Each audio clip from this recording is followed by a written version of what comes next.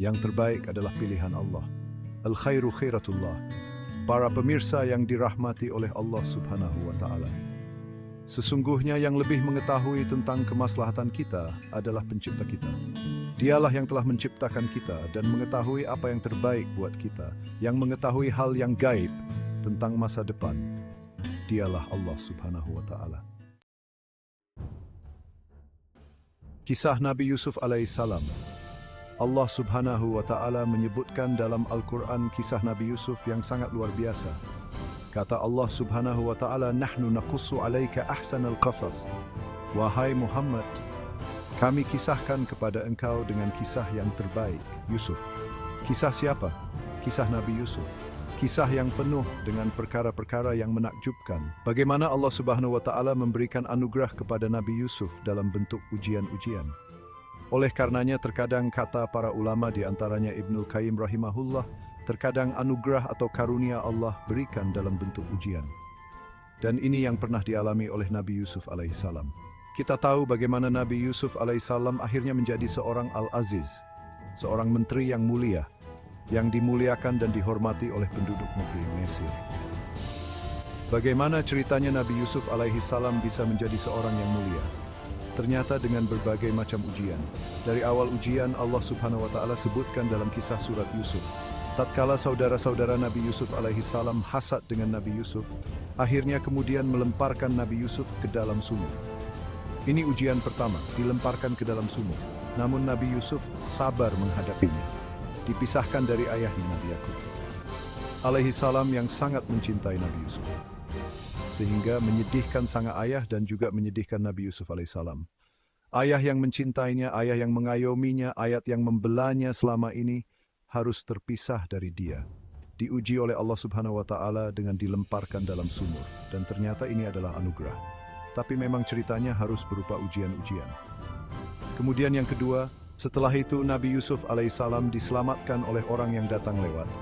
Kemudian ingin mengambil air dari sumur tersebut, ternyata ada Nabi Yusuf alaihissalam. Bukannya Nabi Yusuf diselamatkan kemudian dibebaskan, ternyata malah dijadikan budak untuk dijual. Bayangkan, ini orang anak merdeka. Seorang yang merdeka dijadikan budak untuk jadi barang dagangan untuk dijual. Ini musibah kedua yang dialami Nabi Yusuf. Akan tetapi ternyata justru tatkala Nabi Yusuf menjadi budak ini merupakan langkah menuju kebahagiaan, langkah menuju anugerah. Akhirnya Nabi Yusuf alaihissalam dibeli oleh pembesar negeri Mesir, kemudian dirawat di istana mereka, dirawat di istana yang megah. Akhirnya Nabi Yusuf pun berkembang menjadi seorang pemuda yang sangat tampan. Kemudian ternyata Nabi Yusuf pun dirayu oleh sang permaisuri yang mengajak Nabi Yusuf untuk berzina. Akhirnya Nabi Yusuf alaihissalam menolak, akhirnya dia dipenjara. Ini ujian berikutnya. Bayangkan, ujian setelah ujian. Bersabarlah Nabi Yusuf dalam penjara tersebut. Tidak lama kemudian datanglah dua orang yang ingin ditafsirkan mimpinya. Setelah itu Nabi Yusuf menafsirkan mimpi kedua orang tersebut. Nabi Yusuf mengatakan, "Adapun engkau akan dibunuh, adapun engkau satunya akan selamat. Fayasqi rabbahu khamran, dan engkau akan menjadi pelayan sang raja, dan akan menuangkan minuman bagi sang raja." Kemudian apa kata Nabi Yusuf kepada salah satu dari dua penghuni penjara yang menurut beliau akan selamat tersebut? Wa qala lilladzi dhanna annahu najin minhuma idhkurni 'inda rabbika. Jangan lupa kau sebut-sebutkan kebaikanku di sisi raja. Apa maksud Nabi Yusuf alaihissalam? Yaitu agar jika sang raja tahu bahwa Nabi Yusuf adalah orang yang syalih, yang bisa menafsirkan mimpi, maka Nabi Yusuf akan dibebas dari penjara, tidak terikat dalam penjara tersebut. Akan tetapi, apa kata Allah Subhanahu wa Ta'ala? "Fa'ansahu syaitanu dzikra rabbih falabitha fis sijni bid'a sinin." Ternyata Allah mentakdirkan lain.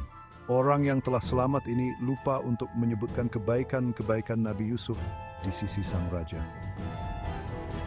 Akhirnya bertambah lagi bertahun-tahun Nabi Yusuf harus dipenjarakan. Ini karena orang ini lupa. Subhanallah, ini musibah ditambah dengan musibah. Akan tetapi ternyata Allah punya skenario yang lain, Allah punya cerita yang lain. Ternyata kelupaan orang ini adalah anugerah. Sampai kapan? Sampai akhirnya sang raja yang bermimpi. Inni ara sab'a baqaratin simanin ya'kuluhun sab'un ijafun wa sab'a sumbulatin khudrin wa ukhra yabisat. Dalam mimpinya dia melihat ada 7 ekor sapi gemuk dimakan oleh 7 ekor sapi yang kurus, dan ada gandum yang kering dan ada yang hijau.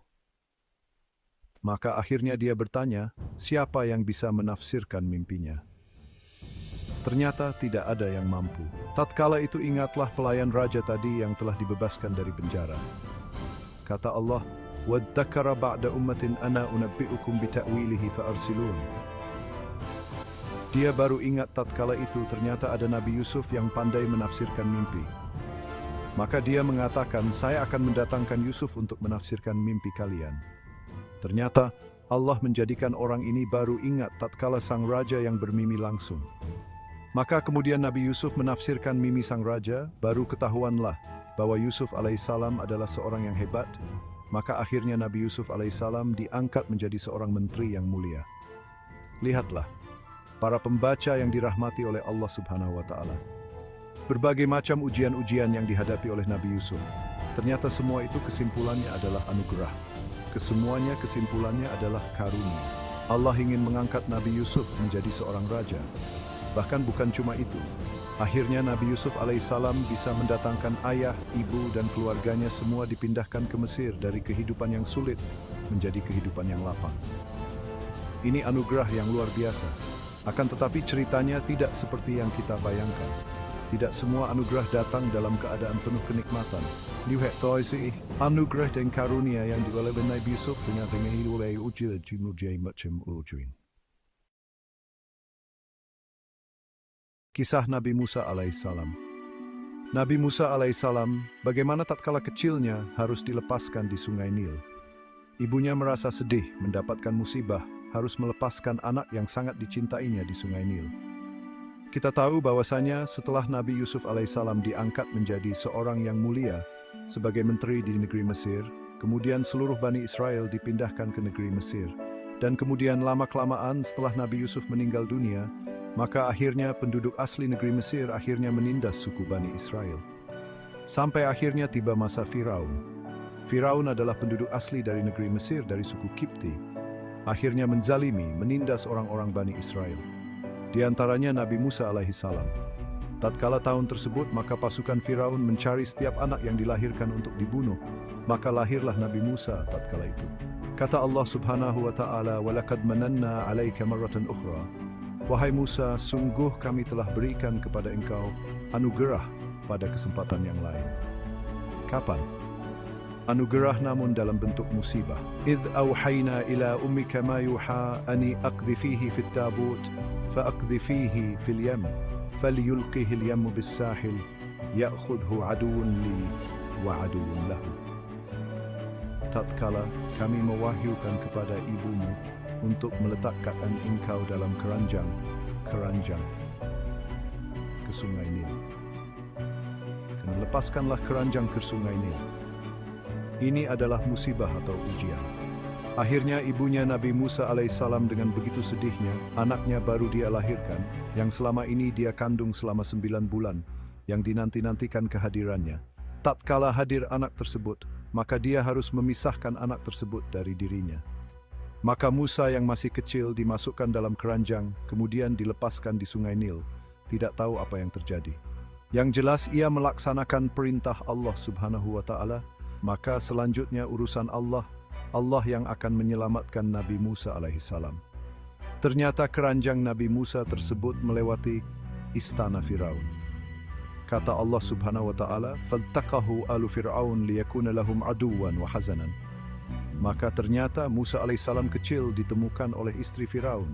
Dan ternyata Allah telah mentakdirkan istrinya Firaun tidak bisa punya anak.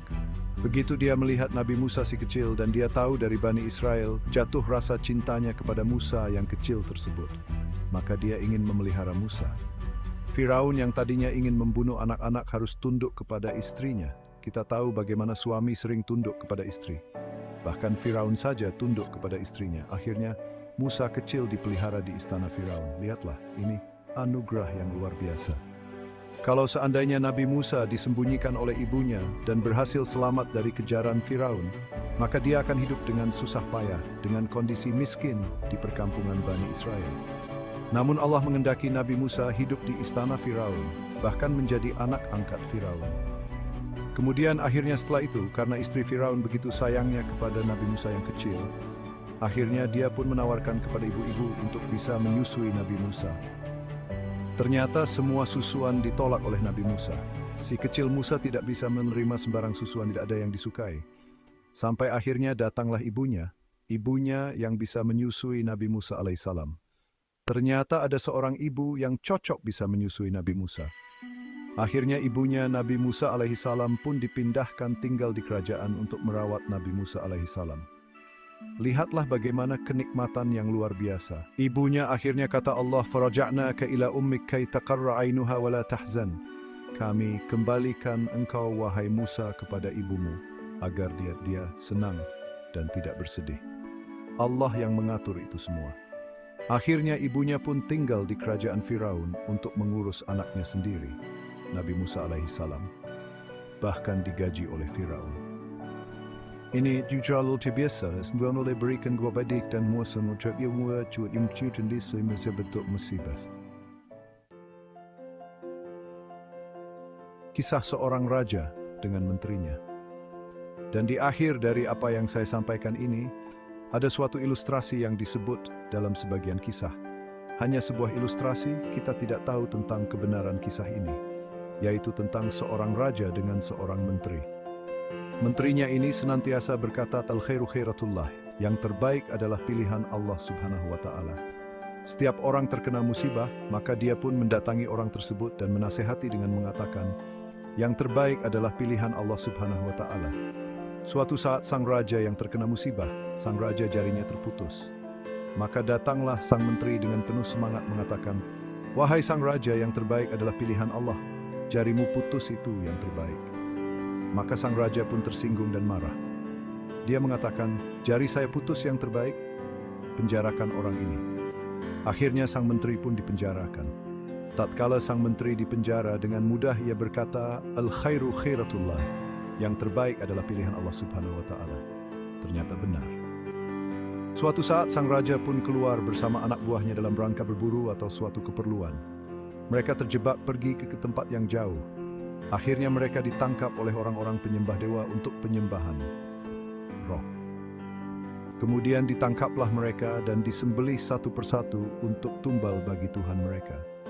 Tatkala tiba untuk menyembelih sang raja, mereka dapati sang raja ternyata jarinya putus. Ternyata raja seorang yang cacat, sehingga mereka mengatakan bahwa orang yang cacat tidak pantas untuk diserahkan bagi dewa mereka. Akhirnya dibebaskanlah sang raja. Tatkala itu sang raja pun sadar ternyata apa yang dikatakan menterinya betul. Jarinya putus ini ternyata merupakan kebahagiaan, merupakan anugerah, sehingga dia tidak jadi dibunuh oleh mereka.